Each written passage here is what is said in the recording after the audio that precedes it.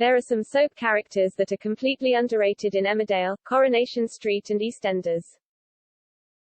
Whether they are underused or overused, they are characters that have the potential for greatness but are being wasted. Here are 5 characters who should be better utilized by the soap gods. This one might be a hard sell, but Mackenzie Boyd has all the potential of an Emmerdale classic. He's connected to a beloved character, Moira. For the avoidance of doubt, he's morally ambiguous and is sexually ambiguous. If there's a scheme or a chance to flirt, he would be there, causing chaos. But he's not really been allowed to. A brief flirtation with Aaron Dingle came to nothing, though his romps with Charity Dingle have developed as much as anything can in a pandemic. His scheming has even been cut back, with his war with Kim Tate all but forgotten. At the moment he's wandering around like a lost puppy and he is in desperate need of a storyline to cement him into the village. There was a time when you couldn't watch an episode of Corrie without seeing Eileen snarking on the switchboard.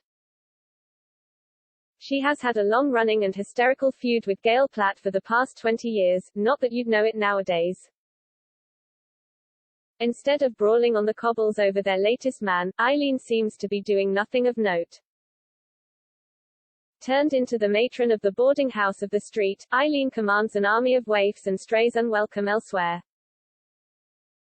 But she's not had a decent storyline to sink her teeth into since her husband outed Phelan himself as a serial killer and she had to shove him off a lighthouse.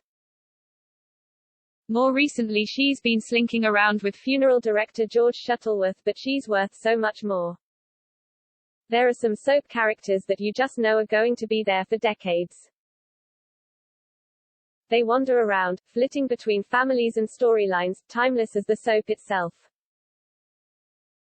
Jay Brown is not one of those characters, he's just lost. He hasn't had a storyline of note since he ended up on the sex offenders register for accidentally sleeping with a 15-year-old. And as misjudged as that was, his romance with Honey Mitchell, his former foster mother, might just top it. With so much potential, Jay is more like a glorified extra these days and it has to end. Go back a few years and Corrie was ruled by one woman, Michelle Connor. No matter the storyline, she was in it, somewhat inexplicably, but with good reason.